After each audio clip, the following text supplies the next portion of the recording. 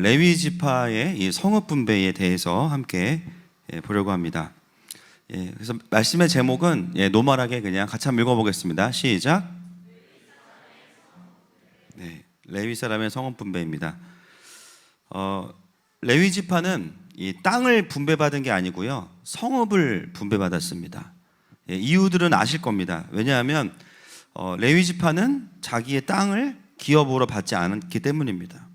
그래서 오늘 본문에 보면 다른 지파들의 땅 중에서 48개의 땅을 분배를 받습니다. 48개의 땅을. 저음에서 좀 하울링이 나는 것 같아요. 네. 48군데의 땅을 분배를 받고요.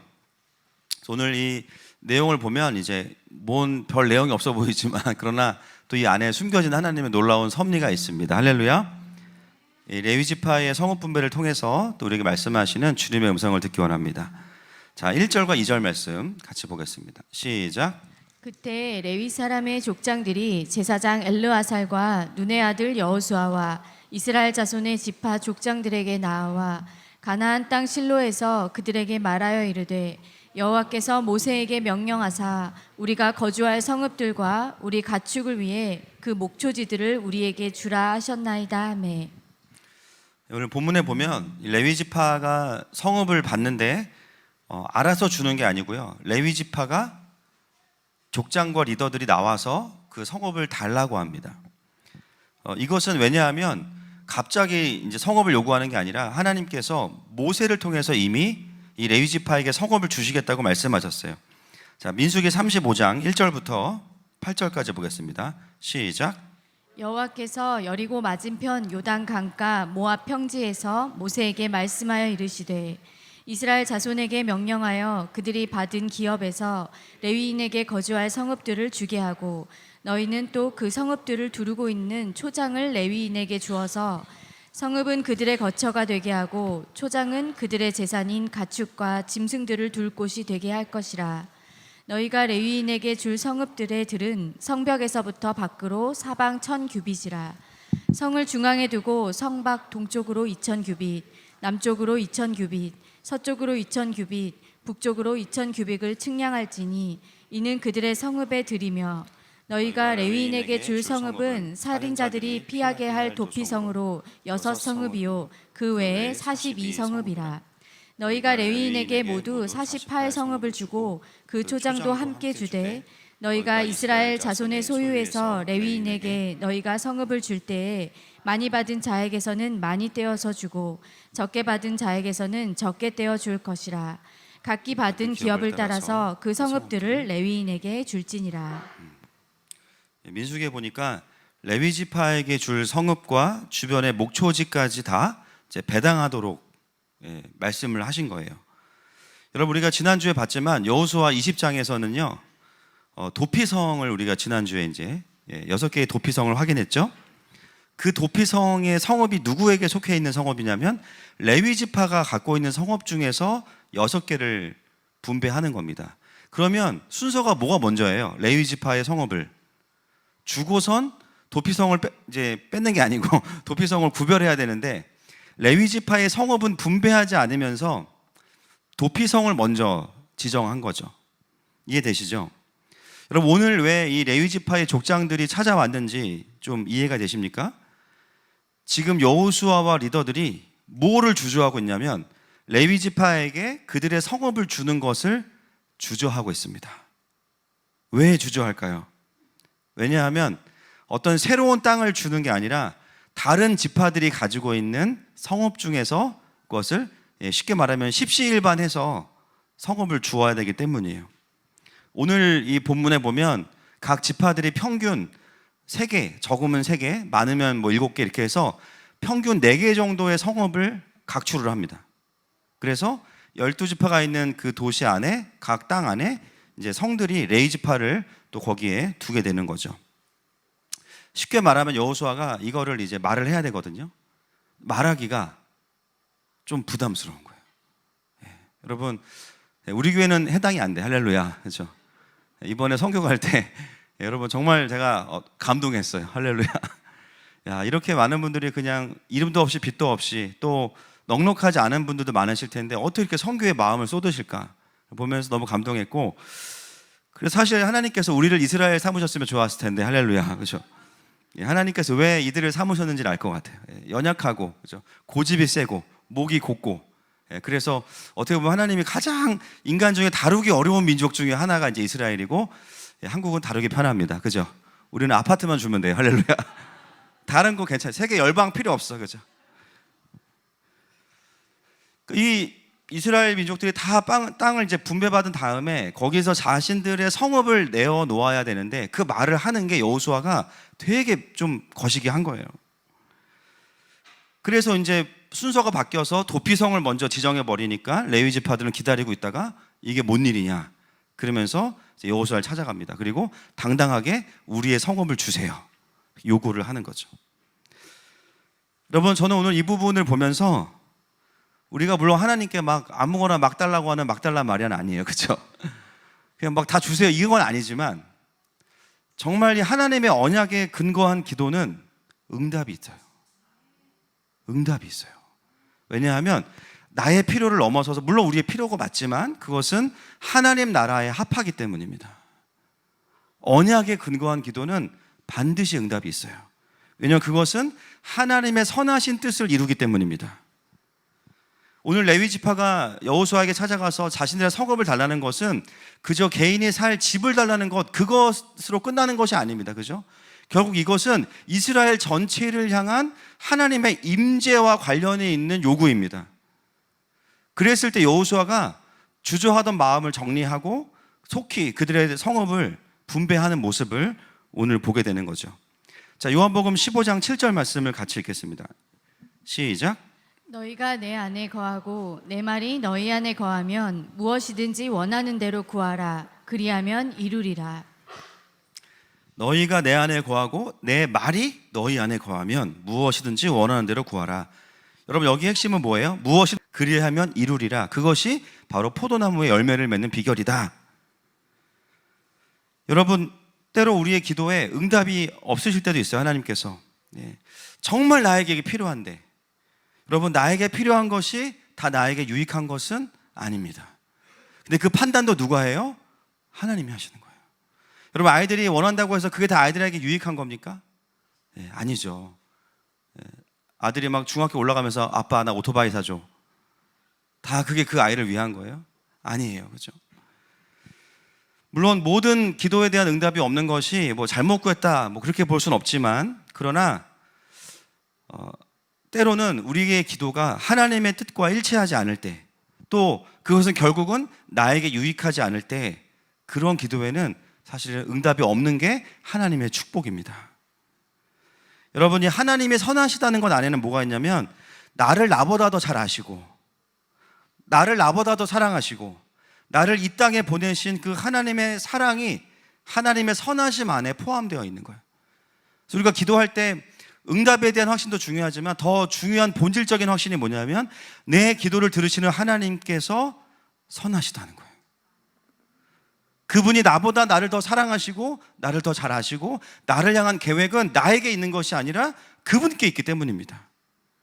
그래서 우리가 기도 응답이 오지 않아도 마음이 상하지 않는 이유는 뭐냐면, 솔직히 조금 상하지만, 그죠? 조금 상하지만 곧바로 회복되는 이유는 뭐냐면, 다른 게 아니에요. 하나님이 날 사랑하시니까. 따라합시다. 뜻이 있으시겠지, 계획이 있으시겠지, 나를 더 사랑하시니까. 우리는 그걸 믿는 거예요. 아멘이십니까? 그래서 내가 원하는 대로 되지 않을 때 주님의 뜻을 믿죠. 그러나 오늘 본문은 우리에게 뭘 말하냐면, 분명한 나의 인생을 향한, 또 이 땅을 향한, 열방을 향한 하나님의 언약이 분명하다면 그것을 붙잡고 기도하는 자에게 응답을 주신다. 여러분, 올 한 해를 시작하면서 하나님께 받은 각자의 언약이 있으시죠? 그래서 우리가 한 해를 돌아볼 때 특히 추수감사를 기준으로 뭘 하냐면, 하나님이 어떻게 내 삶을 인도하셨는지를 돌아보고, 그렇죠? 또 어떤 응답을 주셨는지를 돌아보고. 여러분, 아마 많은 기도의 응답이 있을 줄로 믿습니다. 그래서 우리가 또 매년 하는 기도 있잖아요. 주님, 올해는 다이어트 하게 해주세요. 왜 응답이 안 돼요? 밤에 뭘 드시기 때문에. 그리고 제가 말씀드렸잖아요. 선교 한번 나갔다 오면 4kg씩 빠집니다. 그리고 무슬림 쪽으로 가시면 더 빠져요. 예, 할라식품밖에 없기 때문에 하나님의 그 말씀과 언약으로 주신 개인에 대한 약속이 있는데, 여러분 그럼 돌아보시면서 올해 이런 것을 주셨는데 아직은 내가 이게 응답이 안 된 것 같다. 그러면 여러분 이 연말에 뭘 기도해야 될까요? 그 하나님의 언약을 붙잡고 기도하시길 축복합니다. 그 하나님의 약속을 붙잡고 기도하시길 축복합니다.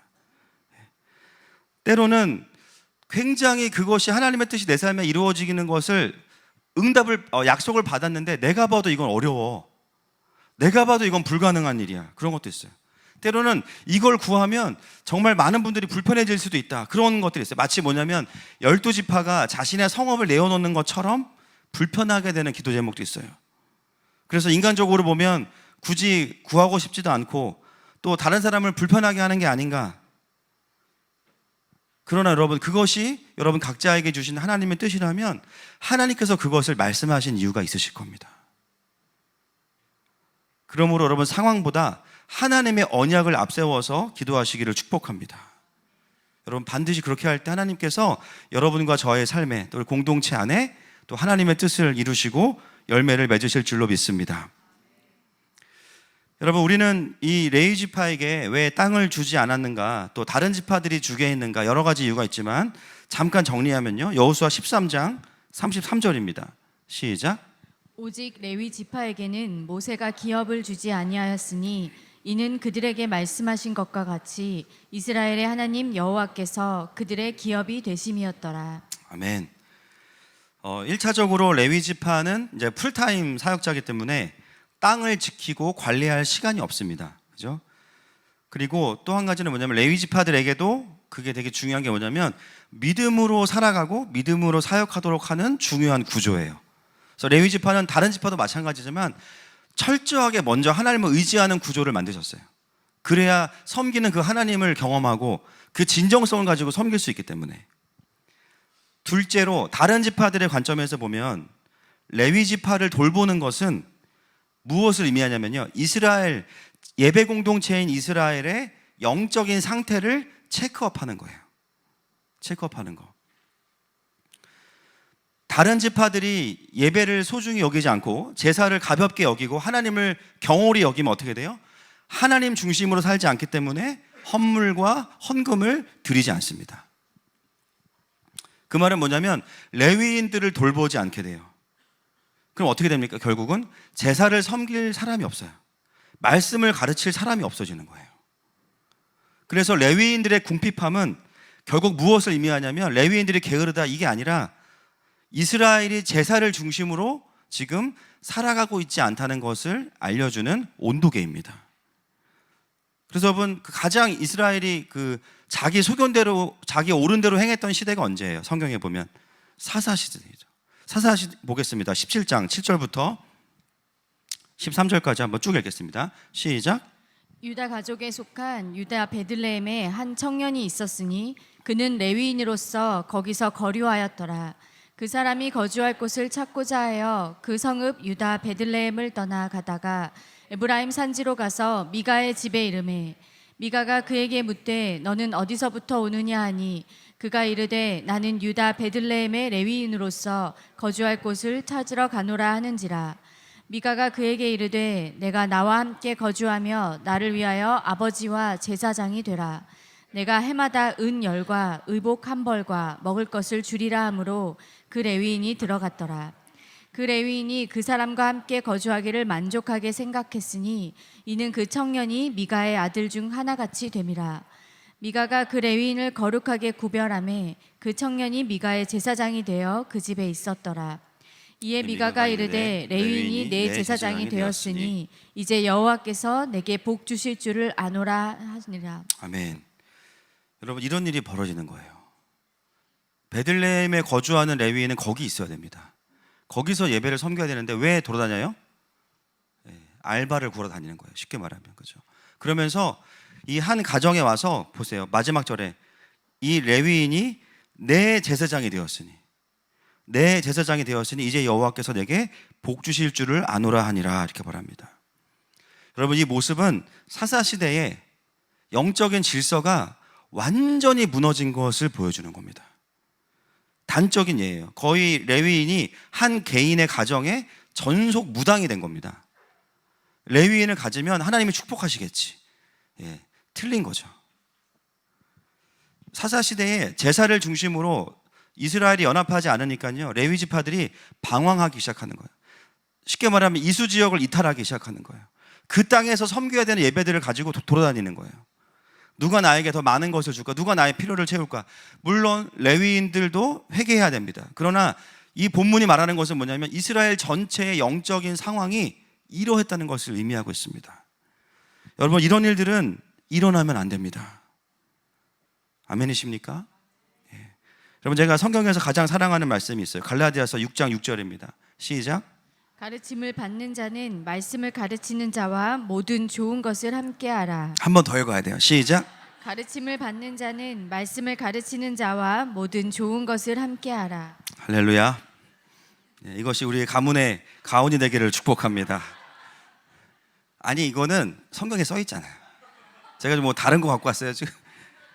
얼마나 귀한 말씀인지 몰라요. 가르침을 받는 자는 말씀을 가르치는 자와 그 다음에 뭐예요? 예, 아멘. 너무 은혜가 돼요 지금. 정말 귀한 말씀. 앞으로 우리 이제 당분간 들어올 때 말씀 암송하면 들어오는 걸로 하겠습니다. 본당이 열릴지어다. 여러분, 왜 그래요? 왜? 예, 말씀을 가르치는 자에게 섬기는 이유는 뭐냐면 내 말씀이 막히지 않기 위해서예요. 예, 여러분, 저랑 잘 지내셔야 됩니다. 째려보지 마시고. 그리고 여러분, 로데몰에, 저희 교회 로데몰 있는 거 아시죠? 거기 커피를 먹으러 가는 길에 왼쪽에 보면 하얀색 박스 같은 게 있어요. 그걸 우리가 냉장고라고 부릅니다. 예, 냉장고가 비어있을 때가 많습니다, 여러분. 그리고 거기에 뭘 넣으실 때는 예수님 입이다 생각하고 넣으시면 돼요. 그리고 없어지면 찾지 마십시오. 그게 성경적인 교회 생활이에요. 여러분, 우리가 예배를 소중히 여긴다면 당연히 뭘 소중히 여기냐면, 여러분, 그 좀 너무 레디컬한 분들이 막 교회는 건물이 아니다 막 그러잖아요. 그런데 여러분, 건물이 없으면 예배를 못 드립니다. 그렇죠?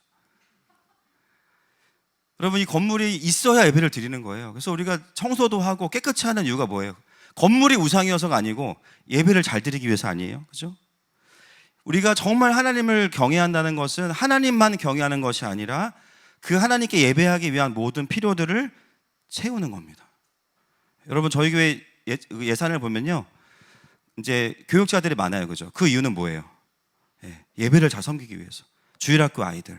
그리고 또 선교비도 많이 쓰고, 다음 세대 많이 쓰고, 그 다음에 찬양팀도 많이 써요. 드럼 스틱 값이 엄청나요. 왜냐면 주님 오실 때까지 치니까. 할렐루야. 그죠? 뭐 비품들, 여러분, 이게요, 많이 나가는 게 아까운 게 아닙니다. 아멘이시죠? 야, 그만큼 우리가 예배하는구나. 얼마 전에 장로님께 들었는데 전기세가 100만 원이 넘었다는 얘기를 들었습니다. 근데 장로님 말씀이 너무 은혜로워요. 누가 불 안 껐어 이게 아니라 그만큼 성도들이 열심히 예배한다는 거. 할렐루야. 주중에도 모여서 예배하고. 여러분, 이거 LED라서 돈 얼마 안 나오거든요. 이걸로 100만 원 넘은 거면 대단한 겁니다, 여러분. 집에를 안 가요. 너무 감사한 거예요. 너무 감사한 거예요. 오늘 이 모든 땅 분배와 성읍을 분배하고 마지막에 레위 지파가 나오는 이유는 사실은 레위 지파 자체에 집중하기보다는 예배를 생각하셔야 됩니다. 그래서 그들에게 성읍을 분배하고 목초지까지 주는 이유가 다 있는 거죠. 우리 하늘마음교회에 사택동이 하나 생길지어다. 할렐루야. 지금 여러분, 이 한국교회 안에 일어나는 참 슬픈 일들이 무엇입니까? 사실 저는 코로나 때 교회가 어려워졌다, 잘 모르겠어요. 과연 그게 우리가 교회가 어려워진 근본적인 이유인지. 그럼 코로나 끝났으면 교회가 회복이 돼야 되잖아요. 결국 이것은 뭐냐면, 코로나는 사실은 하나의 과정이었고, 코로나를 통해서 교회들이 현 주소를 본 거죠. 교회가 영적인 파워를 잃어버린 게 문제입니다. 성령의 불이 꺼진 게 문제예요. 교회가 복음으로 사람들을 바꾸지 못하고 영혼들을 회복시키지 못하고, 그래서 사람들이 모이질 않으니까 어떻게 돼요? 재정이 부족하니까 교육자들을 한국교회가 방출하죠. 지금 방출합니다. 쿠팡 직원의 3분의 1이 목회자. 진짜 많아요. 점점 늘어나요. 교육부서 교육자가 없는 교회가 넘쳐나고요. 그래서 교회가 건물이 큰데 교육부서가 없어. 어떻게 해요? 교회가 다음 세대가 없어요. 근데 심각하지 않다고 했어요. 지금 유지가 되고 있으니까. 여러분 신학교, 대부분의 신학교가 미달이에요. 정문에 가서 저 입학하고 들어오세요. 이렇게 됩니다. 대부분의 신학교가 미달이에요. 신학교를 졸업한 목회자들이 사회로 쏟아져 나오고 들어갈 교회가 없어요. 여러분 이게 무엇을 의미합니까? 지금 이 나라의 교회의 영적인 상태를 의미하는 거예요. 교육자들이 시간이 남으면 말씀을 연구하고 기도해야 되는데 아르바이트하기에 급급하고 그 자체가 나쁘다는 게 아닙니다. 그죠? 저는 모르겠어요. 젊지만 전 이 부분은 좀 약간 되게 좀 뭐라 그럴까요? 전통적인 마인드가 있는 것 같아요. 목회자는 예배로 살아가야 된다. 할렐루야. 예배가 은혜가 안 되면 하나님 앞에서 고민을 하고 더 예배에 집중해야 되는데 예배가 안 되니까 다른 일들을 하게 되는 걸 보게 돼요. 여러분 다시 이 나라와 조국교회 위에 예배에 대한 갈망들이 회복되고 또 좋은 사역자들이 세워지는 조국교회가 되기를 축복합니다. 4절부터 이제 보게 되면요, 레위지파의 성읍을 분배하게 돼요. 여러분 이 레위지파 안에도 그 세 아들이 있었기 때문에 세 아들을 중심으로 세 개의 가문이 있습니다. 첫째가 누구냐면 게르손이고요, 둘째가 그핫 또는 고핫, 셋째가 무라리 이렇게 되어 있습니다. 여러분 4절 한번 볼까요? 이제 성읍 분배 첫 번째 시작. 제비를 뽑았는데 레위 사람 중 제사장 아론의 자손들은 유다 지파와 시므온 지파와 베냐민 지파 중에서 제비 뽑은 대로 13 성읍을 받았고. 여러분 여기서 이상한 점을 하나 발견하셔야 됩니다. 감사합니다. 이상한 점을 하나 발견하셔야 돼요.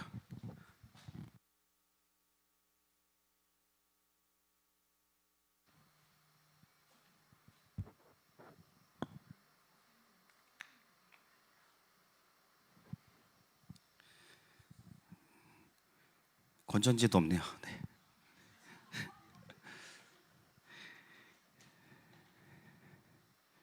자, 이상한 점 발견할 시간을 10초 더 드리겠습니다.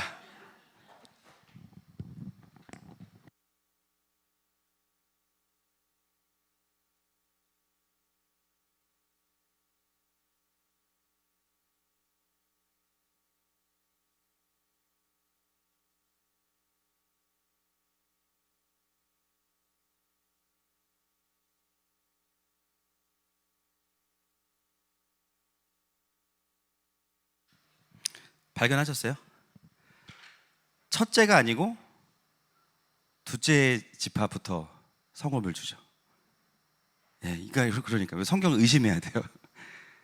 게르손부터 주는 게 아니고요, 그핫 가족부터 줘. 둘째부터 줍니다. 왜일까요? 거기 뒤에 보시면 왜 이 가족부터 제비를 뽑냐면 레위 사람 중 누가 있기 때문이에요? 제사장 아론의 자손들이 있기 때문이에요. 왜 둘째의 성읍 분배가 먼저 나오고 더 많은 13개의 성읍을 받는가?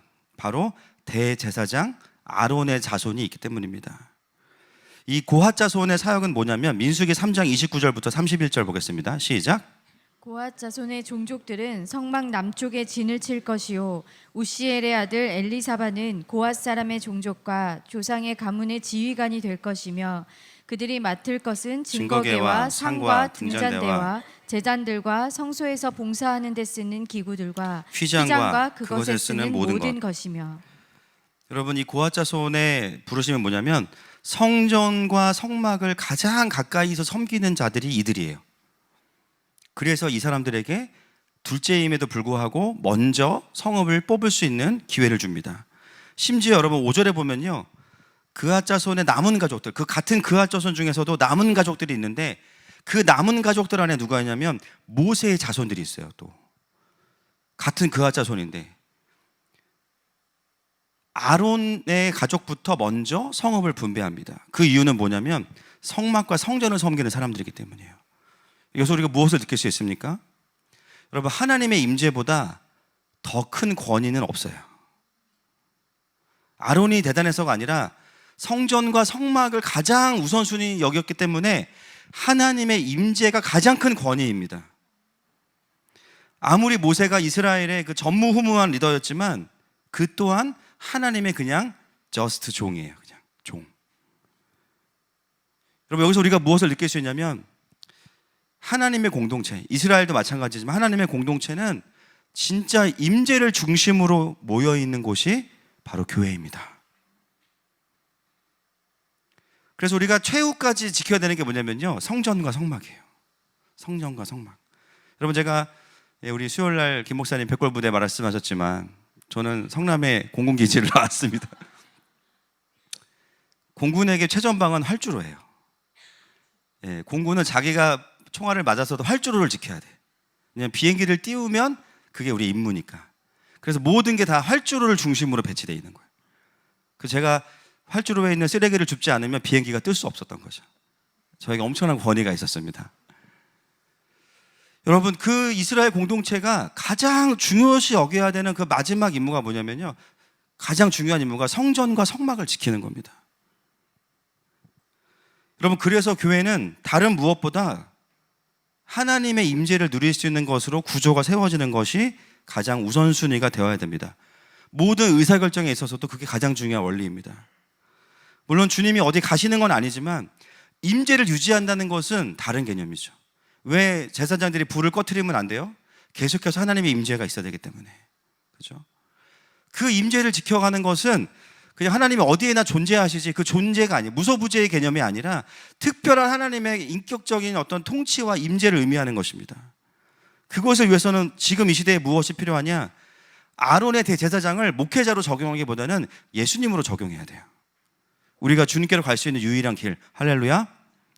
그러려면 교회는 끊임없이 복음을 선포하고, 그리고 하나님께서 임재하시는 원리, 그분을 찾는 예배자들이 모이는 것, 그분의 얼굴을 경배하는 것, 얼굴을 구하는 것, 그것이 공동체가 계속해서 살아있는 유일한 비결입니다. 여러분, 교회들이 무너질 때 보면 뭐 이런저런 이슈로 무너지는 것 같죠? 아닙니다. 결론적으로 임재가 약해졌기 때문이에요. 어느 순간부터 교회에서 십자가의 복음이 선포되지 않기 때문이에요. 임재보다 목회자가 더 유명해지고, 임재보다 교회 건물이 더 중요해지고, 임재보다 교회 시스템이 더 중요해지고, 임재보다 사역이 더 앞서고, 여러분, 시간이 지나면요, 임재가 약해지는 거예요. 여러분, 제가 이렇게 열심히 목회하고 집중할 수 있는 이유는 무엇 때문이냐면 여러분들이 저에게 그런 역할들을 위임해 주셨기 때문이에요. 일주일 내내 저는 예배를 준비하고 말씀을 준비하고 집중하라고 위임하셨기 때문이에요. 임재를 지키는 것에 전념하라고 또 교역자들을 불러주셨기 때문입니다.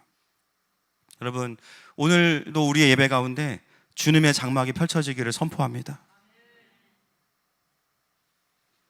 그 주님의 임재 안에서 영이 회복되고 하나님의 영광을 보는 일이 일어나면 하나님의 백성들은 어떤 일이 있어도요, 전진할 수 있는 겁니다.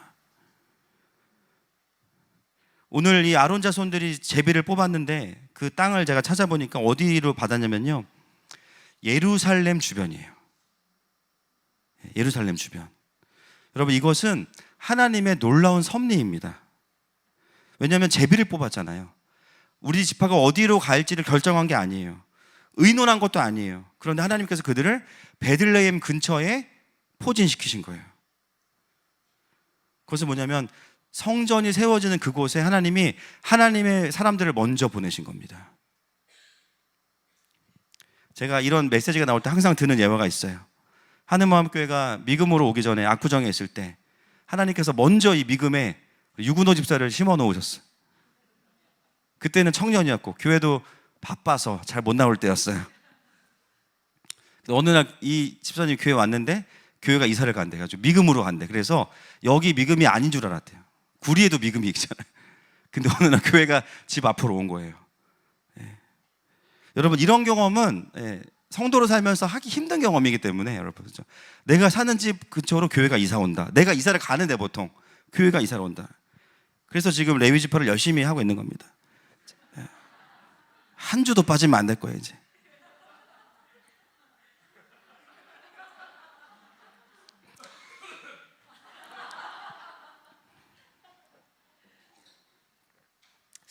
이 아론 지파, 이 아론 자손들이 베들레헴 근처로 가게 하신 것은 사실 그들은 그 땅에 가면서도 왜 가는지 몰랐을 거예요. 그죠?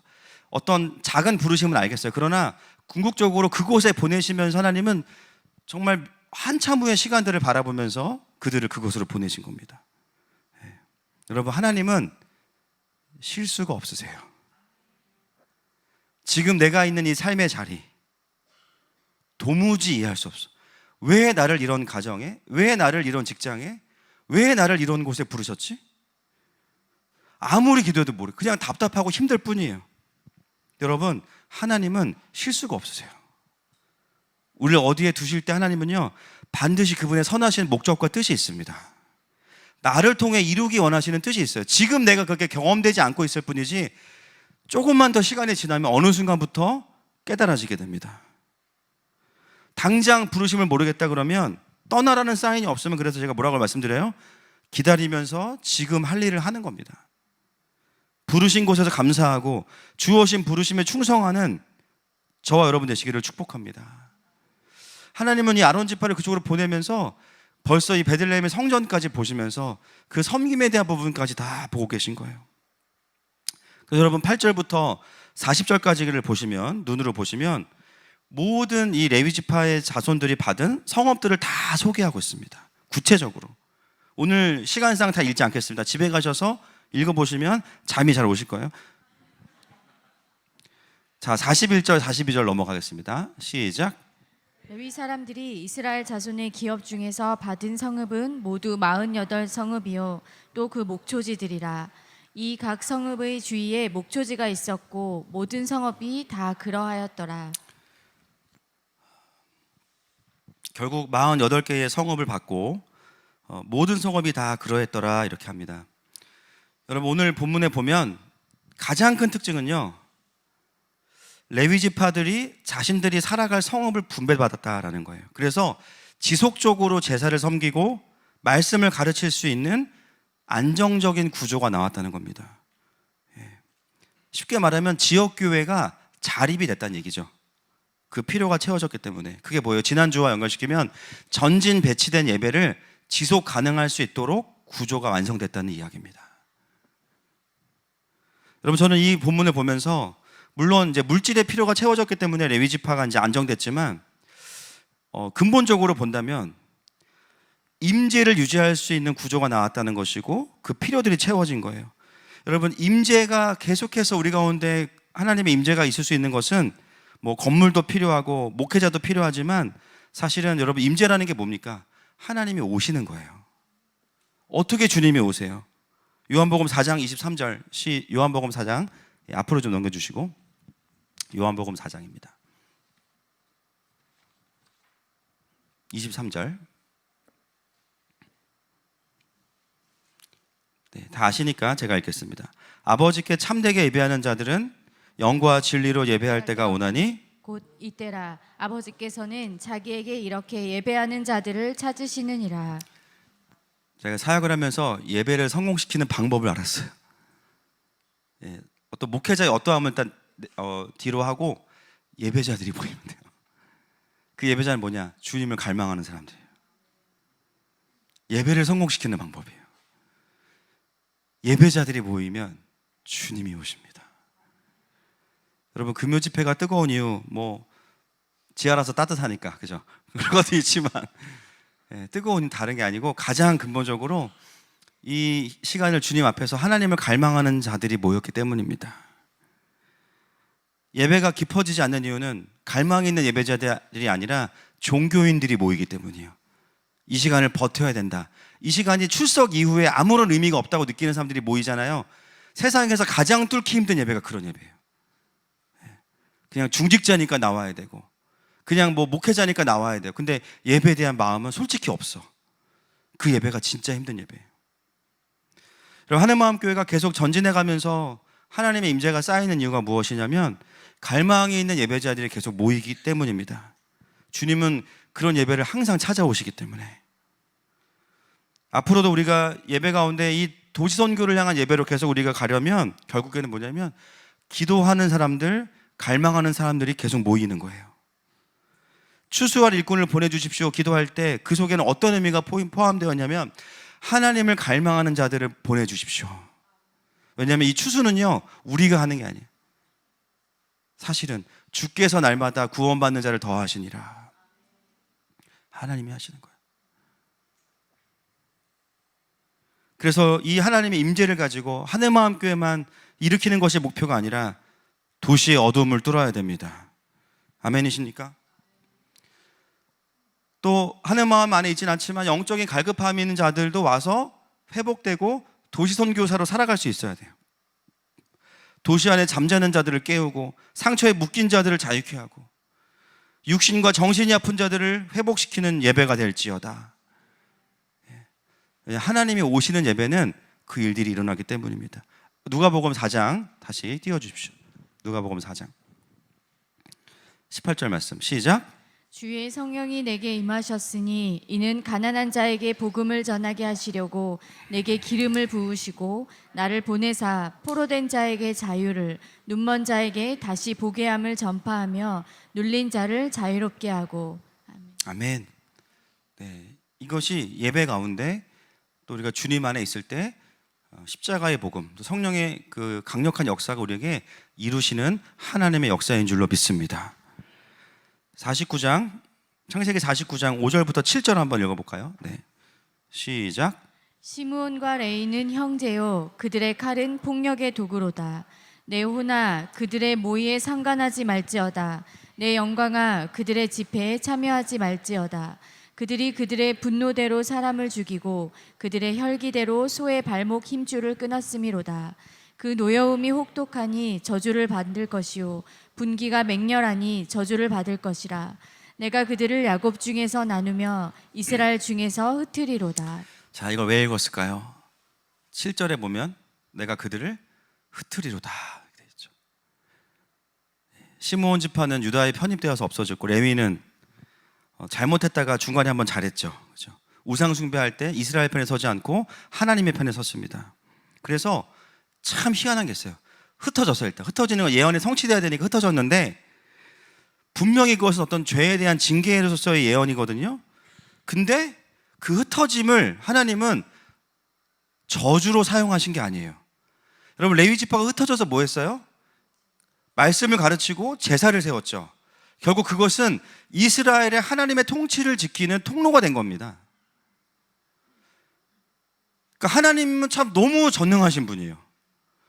사랑과 공의를 다 만족시킬 수 있는 유일한 분이세요. 전능하시니까. 그 레위 지파의 그 잘못과 그 죄악에 대한 것들로 인해서 받은 그 징계를 하나님은 다시 어떻게 전환시키셨냐면 이스라엘을 지키는 제단으로 바꾸신 거예요. 이스라엘 전체가 영적으로 하나님 앞에서 깨어있게 하신 거예요. 여러분, 이 성읍 분배를 보면 하나님은 어떤 분이신지를 알게 되는 겁니다. 여러분, 인간은 죄로 인해서 분명히 그 죄로 인한 여러 가지 상함과 막힘이 있어요. 그럼 우리가 회개를 하지만 죄로 인한 뭐가 있어요? 항상 올문 남아 있어요. 그 사실은 정확히 말씀드리면 신학적으로 우리가 어떤 죄로 인해서 어떤 고통을 당하잖아요. 그러면 죄에 대한 대가를 치르는 건 아닙니다. 대가는 예수님이 치르셨어요. 이거에 대한 대가는 죽음밖에 없어요. 우리 살아있죠.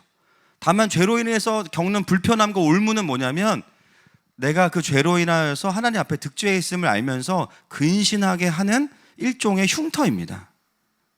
저는 이 손에 보면 여기 흉터가 아주 살짝 있는데 이게 뭐냐면 제가 안 보이시죠? 네. 3살 때 그때는 이제 난로를 펴놓는데 난로에 가서 손을 댄 거예요. 제가 살짝. 그래서 여기가 이제 살짝 데었어요. 근데 그때부터 이거를 볼 때마다 제가 무슨 생각하겠어요? 난로 곁에 잘 안 가겠죠. 조심하게 되죠. 예. 이게 죄의 올무예요. 물론 보기는 별로 안 좋아요. 그죠? 그러나 이것으로 인해서 내가 경각심을 갖게 되는 거예요. 상처가 아물면 흉터가 남습니다. 보기에는 흉하지만 그 흉터는 우리에게 다시 그 죄로 돌아가지 않게 하는 거예요. 그리고 그 죄에 대한 대가는 예수님이 치르셨어요.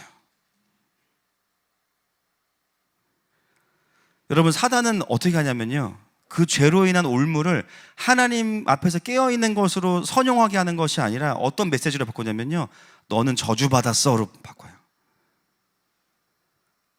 과거에 우리의 가정에, 나의 삶에 어떤 불순종이나 죄악과 어떤 상처로 인해서 분명히 상한 결과들이 있거든요. 근데 그것이 우리가 하나님께 돌아가게 하는 아주 강력한 도구가 되는데, 사단이 이것을 어떻게 이용하냐면, 그래서 네가 지금 고통받고 있는 거야 라는 거짓말로 바꿔요. 그래서 거절과 후회와 실패감으로 하나님을 기대하지 못하게 만들고 인생을 기대하지 못하게 만듭니다. 여러분, 오늘 본문에 하나님 어떤 분이세요? 그런 일들로 인해서 흩어진 레위지파였지만 그 레위지파의 사명을 만족하게 하세요. 그들을 부르심의 자리에서 사용하세요. 하나님은 그런 분이신 거예요. 여러분, 그래서 우리가 어떤 삶을 살아야 되냐면, 여러분, 우리가 살아오면서 나도 모르는 실수와 죄와 많은 것들이 있습니다. 그러나 돌이키고 회개할 때 하나님 어떻게 하세요? 우리의 인생을 후회가 아니라, 물론 상함과 어려움이 있지만 그 자리에서 또 부르심을 따라가게 하는 거예요. 여러분, 이해되십니까? 하나님이 아니고서는 이렇게 하실 수가 없어요. 내 인생에 정말 결정적인 큰 실수, 큰 어떤 죄악, 내 인생 끝났다. 근데 돌이키면 그 죄의 상처와 올무가 있지만 여전히 그 돌이킴의 자리로부터 하나님은 우리의 삶을 또 인도해 가시는 거예요. 사사기 16장 28절부터 30절 보겠습니다. 오늘 사사기를 많이 보네요. 시작. 삼손이 여호와께 부르짖어 이르되 주 여호와여 구하옵나니 나를 생각하옵소서. 하나님이여 구하옵나니 이번만 나를 강하게 하사 나의 두 눈을 뺀 블레셋 사람에게 원수를 단번에 갚게 하옵소서 하고, 삼손이 집을 버틴 두 기둥 가운데 하나는 왼손으로 하나는 오른손으로 껴 의지하고, 삼손이 이르되 블레셋 사람과 함께 죽기를 원하노라 하고 힘을 다하여 몸을 굽히매 그 집이 곧 무너져 그 안에 있는 모든 방백들과 온 백성에게 덮이니, 삼손이 죽을 때에 죽인 자가 살아있을 때에 죽인 자보다 더욱 많았더라. 아멘. 힘을 다 잃어버리고 자신의 죄로 인해서 눈까지 뽑힌 삼손이 뭘 할 수 있겠습니까? 그러니까 마지막에 그 다곤 신상 앞에 있으면서 블레셋의 그 우상이 가득한 그들을 바라보면서 기도하죠. 이번만 나로 강하게 하사. 우리도 이런 기도하죠. 부부싸움 할 때 회사에서 이번만 나로, 진짜 한 번만 제가 한 번만, 딴 데 보시면 뺨 한 대 때리겠습니다. 이번만 나로 강하게 하사. 근데 그 기도는, 여러분 죄송해요, 빡칠 때 하시는 게 아닙니다. 그 기도는 이때 하는 거예요. 그죠? 그 눈이 뽑혀서 다곤 신전에서 웃음거리가 된 그 삼손이 그 자리에서 어떤 마음이 들었겠어요. 그죠? 영광을 받으셔야 되는 하나님과 하나님의 사람이 자기 자신을 완전히 무시당하고 그 우상을 높이는 그 자리에서 그냥 분노만 치밀은 게 아니에요. 그죠?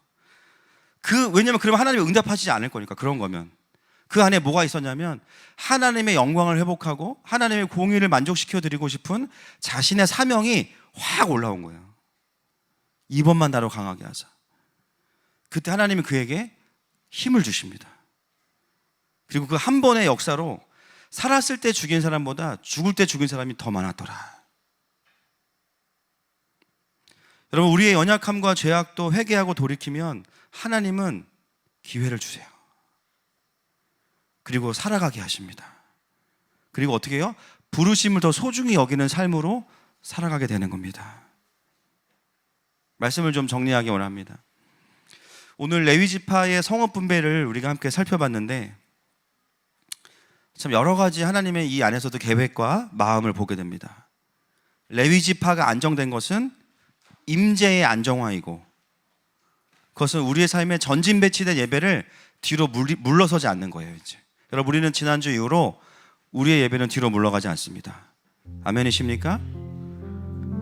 그리고 한 번의 강력한 예배가 아니라 지속적으로 강력한, 얼마큼 지속해요? 내 안에 있는 죄성과 자아를 죽이고 남을 만큼,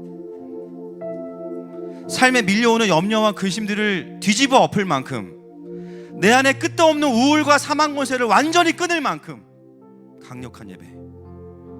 우리는 그런 예배를 계속해서 드릴 겁니다. 참여로 만족하는 것이 아니라 하나님의 얼굴을 대변하는 예배, 복음의 능력을 경험하는 예배. 여러분, 그 예배를 안정화시키시기 위해서는 여러분의 성읍을 내어놓으셔야 돼요. 나의 성읍, 내 시간, 내 마음, 내 몸, 내 물질, 하나님, 내가 내 삶의 이 시간들을 주님 앞에 레위 성읍으로 구별하여 드립니다. 여러분, 예배는 가성비를 따지면 안 됩니다. 예배는 나를 드리는 겁니다. 삶을 드리지 않으면 우리의 임재는 안정화될 수 없는 거예요. 그리고 하나님의 언약을 붙잡고 그렇게 나아가기 시작할 때 다시 그분의 임재와 영광이 우리 모두를 덮어주십니다. 시간 함께 이 찬양하면서 주님 앞에 나아가십시다.